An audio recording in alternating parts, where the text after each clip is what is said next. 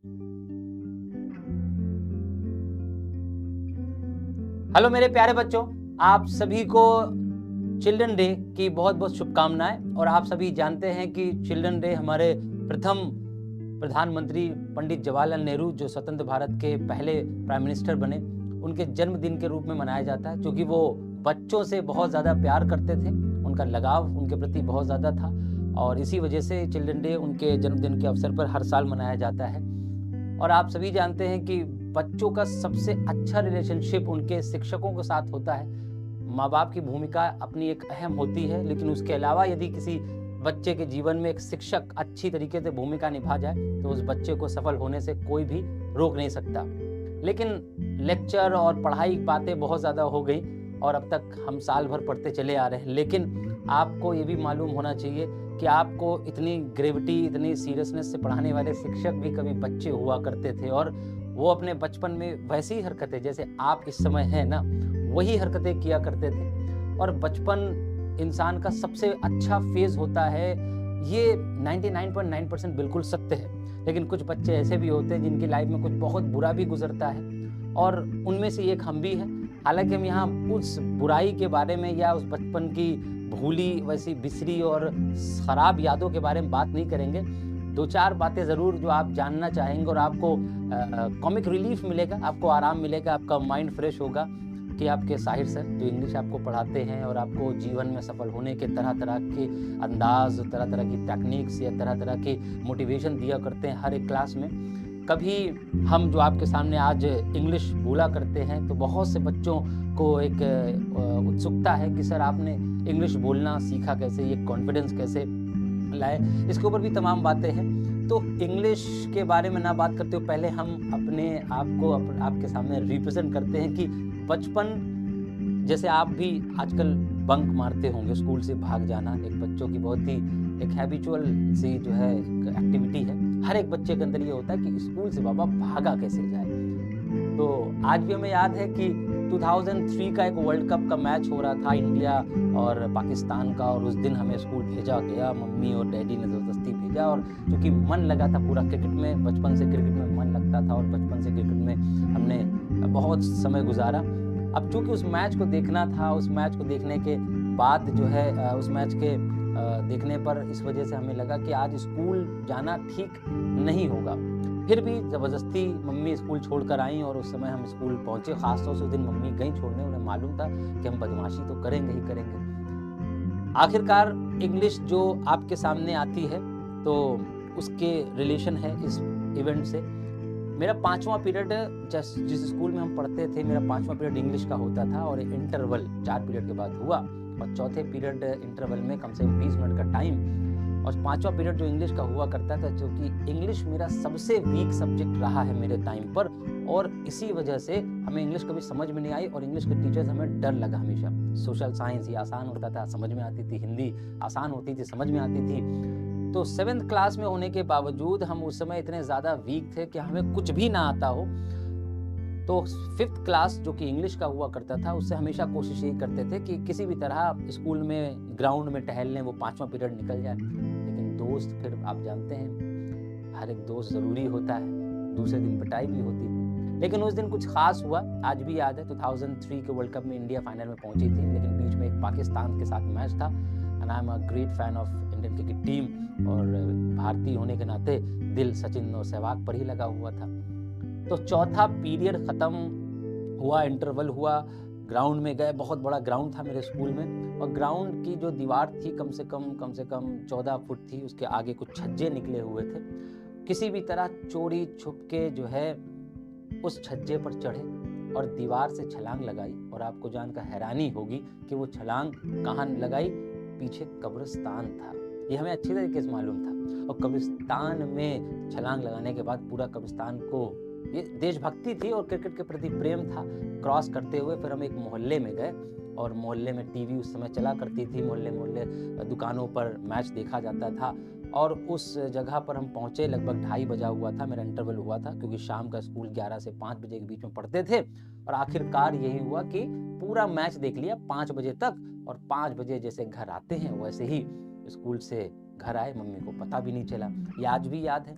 और एक बार की बात ये है कि आपको याद होगा कि बचपन में भी और शायद अभी भी आपको एक अमूल दूध का डिब्बा जो है आता है।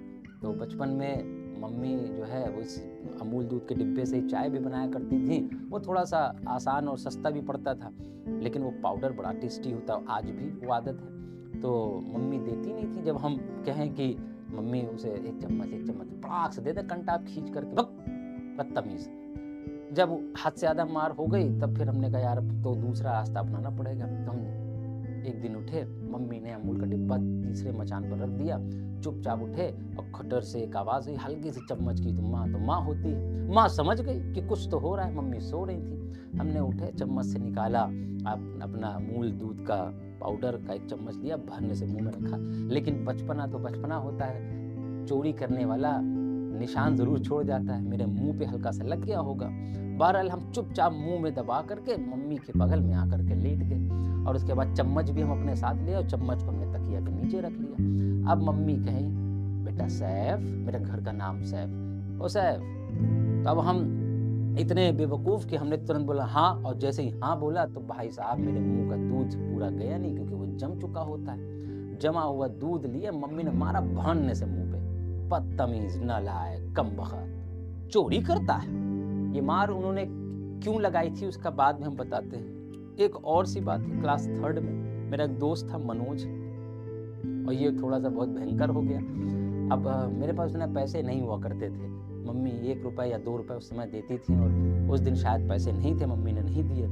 तो मेरा एक दोस्त था मनोज, वो उसकी दुकान थी जनरल स्टोर की, तो रोज़ कुछ ना कुछ दाल मोठ के पैकेट और कुछ ना कुछ टॉफ़ी लाता था। उस दिन वो क्रीम रोल लाया था, क्रीम रोल बहुत चलता था कभी, तो हमने उसकी जेब में देख लिया 2 बड़े बड़े क्रीम रोल रखे हुए, 3rd क्लास की बात है।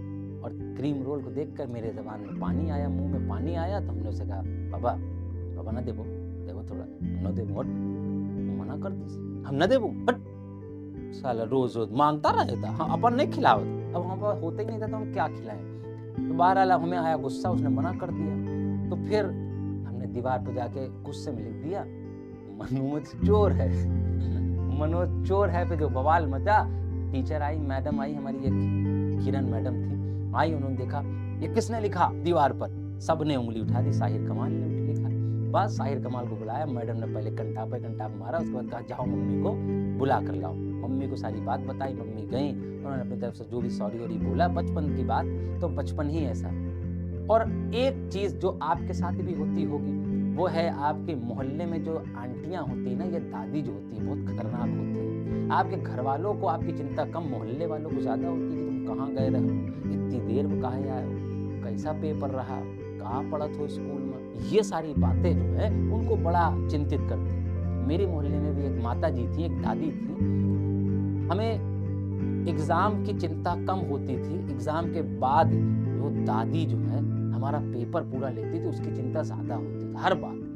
एक मेरा रास्ता था तो 2 घर छोड़कर उनका घर भी पड़ता था, लंबी सी गली थी, उस लंबी इस गली में वो दूर से दिखाई देती थी कि बाहर पेपर पढ़ा करती थी, 80 साल की थी उस समय, और फिर भी बिना चश्मे के पढ़ा करती थी। वो काबिल थी, वो अपने ज़माने की इंटरमीडिएट पास थी, हम लोग 3rd 4th 5th और 6th क्लास में जो भी करते थे। तो उनकी वजह से एक दिमाग में आइडिया आया, और वो दिमाग में आइडिया ये आया कि एग्ज़ाम में वैसे भी हम खराब लिखते थे, हम एक एवरेज स्टूडेंट रहे हमेशा, एक एवरेज स्टूडेंट, कभी हमने फर्स्ट डिवीज़न हासिल न कर पाई, मेहनत से जितना भी मेहनत से पढ़ा, और एक एवरेज स्टूडेंट रहे, और इंग्लिश सब्जेक्ट में सबसे पुअर स्टूडेंट रहे, जिसके लिए आप हमें जानते हैं ना कि इंग्लिश आती है या बोल लेते हैं। तो फिर उनके डर की वजह से अपने दोस्तों से हम क्या करते थे, क्वेश्चन पेपर पे अपने क्वेश्चंस के सवाल लिख लेते थे, क्योंकि जैसे ही दादी पूछे ताकि हम देख कर लिख दे, उतना दिमाग थोड़ी होता था कि हम उनको बता दें, हम कोई बहुत अच्छे स्टूडेंट थे नहीं। अब जब देख लेते थे वो दूर से आते हुए, तो हमने देखा कई बार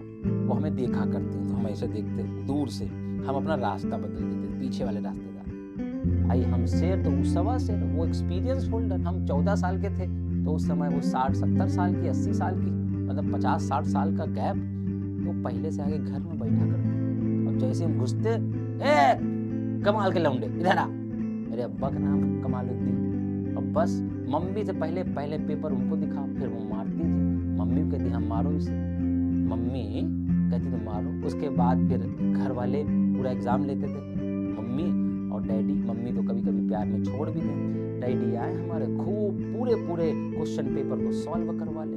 जब पूरे पेपर को सॉल्व कर लेते थे तभी मेरे अब्बा हमको खाना देते थे। आज भी वो याद है कि हमें किस तरीके से मार पड़ी है मेरे पिता के द्वारा, और पाइप से मार, डंडों से मार, मुर्गा बना करके ईंटें रख देना। आज भी वो याद है कि हमें एक दिन पूरे दोनों टाइम खाना मेरे अब्बा ने हमको नहीं दिया। उस वक्त माँ बाप से बहुत नफरत हुई और पिता के बारे में बहुत उल्टा सीधा सोचा, और वो मार इतनी हद तक पड़ी कि कक्षा 9 तक हम इसी हाल में रहे। 10 तक भी हमने कैसे तैसे 10th क्लास पास किया, और मेरे अब्बा ने कह दिया कि तुम जीवन में कुछ नहीं कर पाओगे बेटा, तुम जीवन में कुछ भी नहीं कर पाओगे, तुम्हें तो पढ़ाना मेरे लिए मुसीबत है, तुम्हारी माँ की वजह से हम तुमको पढ़ा रहे हैं, और तुम सिवाय दुकान खोलने या चाट का ठेला लगाने के अलावा कुछ नहीं कर पाओगे। हमें आज भी याद है इंटरमीडिएट के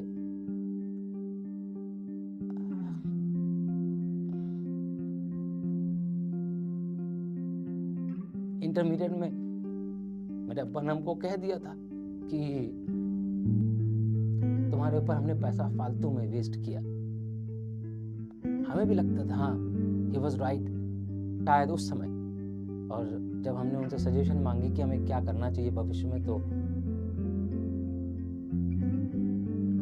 पिता ने डायरेक्टली ये कहा कि तुम कुछ नहीं कर पाओगे, क्योंकि हम एक एवरेज से कहीं ज़्यादा पुअर, और साथ में ना तो स्मार्टनेस थी चेहरे पर, ना तो बुद्धि थी। मेरे 3 भाई बहन और हैं, उनके चेहरे पर सब कुछ था, पढ़ने में अव्वल थे। हम रगड़ते रगड़ते पास हुए हमेशा, और इंग्लिश जैसा सब्जेक्ट जिसके टीचर आपके सामने बने फिर रहे, उसके ऊपर अब्बा का कमेंट भी था। कुल मिलाकर मेरे टीचर का इसमें बहुत बड़ा अहम रोल है। उन्होंने हमको सजेस्ट किया साहिर कि तुम कुछ भी नहीं करो, तुम केवल आर्ट साइड से पढ़ो और हो सकता है तुम अच्छा कर जाओ। सिर्फ उन्होंने इतनी बात कही। इसीलिए शुरुआत में हमने कहा यदि किसी बच्चे के जीवन में टीचर, शिक्षक अच्छा मिल जाए तो जीवन आसान हो जाता है। मेरे उस टीचर का नाम सैयद अज़दार हुसैन रिजवी है, जिन्होंने कॉमन सजेशन एक बार दी थी और हमने अपने उस टीचर की बात मानी। उनके कहने पर आर्ट साइड पढ़ा, इकोनॉमिक्स, सिविक्स जैसे सब्जेक्ट और इंग्लिश, और उन्हीं के कहने पर हमने थोड़ा सा मेहनत करी इंग्लिश में, और मेहनत करते करते आज ये हो गया है कि आज मेरे माँ बाप भी कहते हैं कि हमसे बहुत बड़ी गलती हुई बेटा। उस समय हमें न पढ़ने पर मारा जाता था। फिर एक वक्त ये भी आया बीए में, जब हम पढ़ाई कर रहे थे तो शायद प्रेम हो गया, जिसे कहते हैं ना प्रेमिका बनाना, उसी तरीके से प्रेम हो गया इंग्लिश भाषा से। और रात भर पढ़ने के बाद सुबह जब डैडी नमाज के लिए उठे तो उन्होंने मेरे कमरे की लाइट जली देखी, तो उस वक्त बहुत गुस्सा आए और फिर मारा कि तुम मर जाओगे पढ़ते पढ़ते। तो उस दिन हमें दिल से खुशी हुई कि आज मेरा पढ़ना सफल हो गया। मंजिल तक पहुंचने के लिए शॉर्टकट नहीं होते, इसीलिए हर शिक्षक आपको अपनी बेहतरी, अपने अनुभव से बहुत कुछ सिखाने की कोशिश करता है, क्योंकि उसने अपने लाइफ में जब वो पढ़ रहा था उसने उस पर्टिकुलर सब्जेक्ट में कितनी मेहनत करी है, उसके लिए शॉर्टकट नहीं बनते। वो मेहनत कितनी कर गए या कहाँ तक कर गए कि आज आप यूपी बोर्ड के बच्चे, हम सीबीएसई और आईसीएसई को भी उसी फ्लो के साथ विद गॉड ग्रेस, माशाअल्लाह, अल्लाह के शुक्र से कि उसको हम उसी फ्लो के साथ पढ़ा सकते हैं जिस सब्जेक्ट में कभी 9th क्लास में हुआ कि स्पेलिंग हमको ना आती है। और उस टीचर के दिए हुए सजेशन और उस टीचर के द्वारा पढ़ाए हुए जो टेंस थे वो आज भी टेंस हमने संभाल कर रखे हैं अपनी एक कॉपी। 16 साल पहले हमने 10th क्लास पास किया। तो ये जो बचपन की मार थी माता पिता की और एक टीचर के बोले गए शब्द, यदि आपने उसे दिल से लगा लिया तो जीवन बदल जाता है। टीचर के वाक्यों को, उनके शब्दों को कभी भी आप हल्के में नहीं लीजिएगा, और माँ बाप की मार को कभी निगेटिव न लीजिएगा। यदि माँ बाप या पिता ने वो बात हमसे कही ना होती तो शायद हम आज आपके सामने एक टीचर ना होते, किसी दुकान पर चूरन, पुड़िया या फिर चाट बेच रहे होते। यही थी मेरे कुछ अच्छी और कुछ बहुत ख़राब कहानी, लेकिन ख़राब कहानी के पीछे एक बहुत बड़ा मोटिवेशन है कि माँ बाप आपके बेहतरी के लिए आपको मारते हैं, और पिता जब हमें गले लगाते हैं ना आज के इस दौर में अपने दोस्तों के बीच में, ये कहते हैं ये मेरा वो बेटा है जिसको हमने घर से बोरा लेकर निकाल दिया था। तो आज उनका वो होता है, जब वो मेरी वीडियोस देखते हैं, कमेंट्स देखते हैं आप सभी बच्चों के, तो वाक़ई में वो दिल से खुश होते हैं। खुशी कभी चेहरे पर नहीं होती, दिल में होती है। वो आज मेरा सम्मान, इज़्ज़त भी करते हैं और हम 4 भाई-बहनों में सबसे ज़्यादा प्यार भी करते हैं। आपके माँ-बाप भी करते होंगे और आपको जब मारें और डाँटें, उसको पॉज़िटिव लीजिए, नेगेटिव कभी मत लीजिएगा। हमने उनकी बातों को पॉज़िटिव लिया, अपने टीचर की उस एक सजेशन को एक्सेप्ट किया और आज हम आपके सामने हैं। बस इन्हीं बातों के साथ हम अपनी छोटी-सी कहानी को ख़त्म करते हैं। एक बार फिर से आप सभी को चिल्ड्रंस डे की बहुत-बहुत शुभकामनाएँ। आपका दिन भी शुभ हो, आपका जीवन मंगलमय हो और हम आपसे बहुत प्यार करते हैं। जय महादेव विद्याकुल की पूरी टीम आपसे बहुत-बहुत बहुत प्यार करती है। Thank you so much.